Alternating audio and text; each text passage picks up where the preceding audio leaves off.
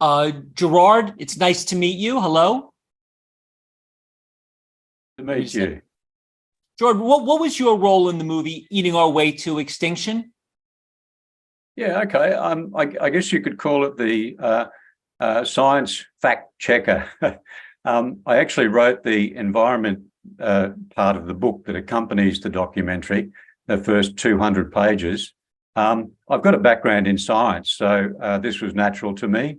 But I've been used to make sure that every fact that's given in the documentary is correct. Kate Winslet's solicitors were very insistent that we had good science back up to everything that she said. Great. Thank you. And then, hi, Glenn. Nice to see you again. Nice to see you, Steve. On the subject, food is climate. That you were here last year, so thank you for joining us again. My pleasure. And Ocean, how are you? I'm well. Thrilled to be back with you, Stephen. Good. How did your summit that you recently concluded go? It was great. We just hosted 319,000 people in the 2023 Food Revolution Summit docuseries, which is, several stadiums worth of people. And, it's an amazing privilege to have that opportunity. And it's so inspiring how many people are part of this revolution we're all building here, and wanting to create change with their own lives and also change in the world. I spend a lot of time talking about food and health, but part of what lights me up is the revolution. It's like the global impact we can have, because I'm not just somebody who wants to be healthy. I think health is for a greater purpose, and I want to help people live lives of contribution and joy, and quite frankly, contribute to a better world. So I'm so glad we get to have those conversations here. Thank you. No, I'm a little too busy to buy other people's conferences and webinars, but I bought yours because I felt it was only like $97, and it had a plethora of amazing speakers that I just wanted to hear what they had to say. And I didn't have time to watch it live, so I thought I would just buy the video. So can people still buy that? Yes. If you go to foodrevolutionsummit.org, or actually summit.foodrevolution.org/empowerment, it's all available to get the whole series we put together. And so yeah. Ocean does something very similar to what we do. He has a summit with amazing speakers. And he gets the very best of the best people in the world on this subject to come speak. So, and when we have you on, do you feel like we put you on the panel that we feel this is so urgent? I know you also have a lot to say about food and the food system, but because food and climate feels more urgent than anything, I put you on this panel. Is that a good fit for you? I love it. I feel like for me personally, the future of life on Earth is such a big deal. It sort of like dwarfs everything else in a way. And I personally believe that every one of us would like to leave our kids a better world than the one we grew into, or at least a livable world. And the fact that so many of us are living with a sense of doom or dread about what our kids, grandkids, great-grandkids are going to inherit is terrifying. We would spend our lives hoping to save something, hoping to give them something, give them a house, give them a little nest egg, send them to college. Wouldn't we like to give them a livable future where they have water and food, air to breathe, and a climate that they can count on? Well, we would, of course. And yet we're in a situation where we can't promise that to any of our descendants right now. The good news is we can do something about it. And so to me, this is the message we need to be shouting from the rooftops. So let me start off with the last question. Glenn has this book, okay? He says a lot of very brilliant, important things. Ocean, you have a lot of things. You had the food revolution. Eating Our Way to Extinction was, might have been the most high-profile movie ever made on this subject. So while we are going to talk about this, you guys have talked about this. You have shared it. What is going on? I'm looking at this stuff and I'm thinking, this is exasperating. This is crazy. This is urgent. This is horrifying. There are other people, important people, that are seeing these movies and books and conferences. What are they saying? What did the media say when they saw your stuff? What did the politicians say? What did the government agencies say? What are the leaders of our country and world saying? Are they saying we don't care? Are they saying we don't have enough money to do it? Like assume someone sees everything you've said and reads it carefully and watches your film. What is the reaction of our leaders when they see your stuff?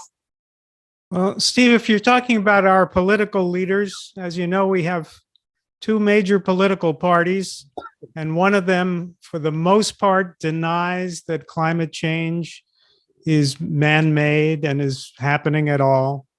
And the other party, the Democratic Party, absolutely believes it's an urgent problem. And they seem to believe also that it's a problem only of how we generate energy. So that if we could just move to clean sources of energy, the problem will be solved. And that's a fantasy. We could debate what percentage of the climate crisis is dependent on energy generation, and what percentage is related to animal agriculture. But I would argue that by far, and I did argue in Food is Climate, that by far the largest contributor to greenhouse gases is animal agriculture. And you have to start by looking at land use. And it seems to be beyond the capability of our current crop of political leaders to address land use. They just don't talk about that. I don't know if they don't know the truth or they find it politically difficult to broach that subject. Can you explain what you mean by land use? How much? Let's compare cars with cows. And I Googled it today, and there are roughly the same amount of cars and cows in the world, about 1.5 billion. How much of the earth do we devote to cows, and how much of the earth do we devote to cars? And they each get a good deal because there are a lot of roads in the world that we have because we have to have transportation.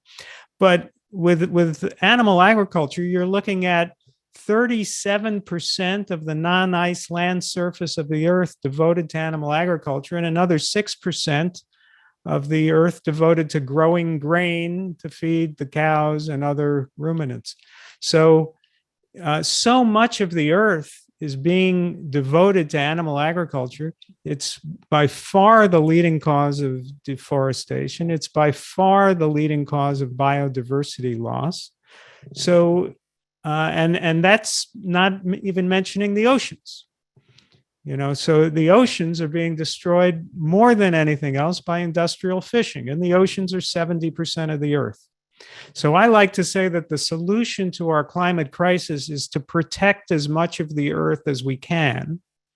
And how do you protect the earth? Well, there's one clear way. By not eating animals, you could protect the oceans, which is 70% of the earth, and you could protect roughly 40% of the land surface of the earth, and you could rewild and reforest much of it. Can you go back? You're saying 37% of all land is devoted to raising animals, but are you saying that means all the food that we're using to feed them? Or because it doesn't look like I just mean land used for grazing, where the cows and the sheep roam. That seems high. It doesn't seem like 37% of the whole country is covered with cows. In the United States, I believe it's closer to 50%. But how does that make sense? Because if I drive around, I don't see 50% of the land covered with cows. Because you're not looking at all the ranches. You're not doing a tour of all the ranch Depends where land. you're driving. Yeah, for sure. But I think nobody goes on ranch land tours. Some of that land is also used for growing corn and soy and other crops to feed to livestock. Right. As well. I mean, the Guardian published an article on a major study on this a few years ago, and they found that worldwide, 83% of the world's agricultural land is used for animal agriculture, for 18% of the world's calories and 33% of the world's protein. And that if just theoretically the whole world went vegan tomorrow, we'd save an area of land equivalent to the entire landmass of the United States, China, European Union, and Australia combined, that would instantly be freed up. And That could be used to reforest or rewild. That could be used for carbon sequestration intensive crops. That could be used to grow food organically for future generations of humans. We'd save so much land that could be so much more productive for getting carbon out of the atmosphere. And instead, we're literally chopping down and burning rainforests so we can create more grazing land for cattle. But are you saying the basic thing is someone wants to eat a hamburger? So to eat a hamburger, they need meat. And to get meat, they have to cut down forests to have land to grow soy and corn, and then more land for the cows to graze on. And they have all this land devoted towards soy and corn to feed these cows that are taking up all this land. And that combination of food for the cows and the cows themselves takes up so much land. And to create the land, they have to cut down trees. Is this the basic formula of why eating a hamburger is causing tremendous amounts of land use? Is that the general? Do I have it right in general? Yes.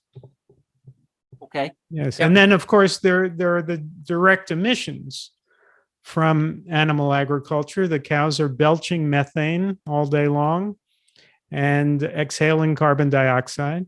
Now, when animals exhale carbon dioxide, our leading climate spokesman at the UN, the IPCC, they like to say, well, that's just part of the natural carbon cycle. Cows, animals exhale carbon dioxide, trees sequester carbon dioxide. But you know, when a car emits carbon dioxide, that molecule of carbon dioxide can be sequestered by a tree, just like the exhalation of a cow's carbon dioxide could be sequestered by a tree. Gerard works with trees in Australia. Would you agree, Gerard, that the trees don't make a distinction between where the carbon dioxide comes from? Yeah, absolutely, Glenn. So when the IPCC excuses the fact that there are 1.5 billion cows in the world by saying, well, that's just part of the natural carbon cycle, we shouldn't compute how much carbon dioxide they're exhaling. Well, then why don't they say that about cars? That's just part of the natural carbon cycle. The cars are emitting carbon dioxide, the trees are sequestering it.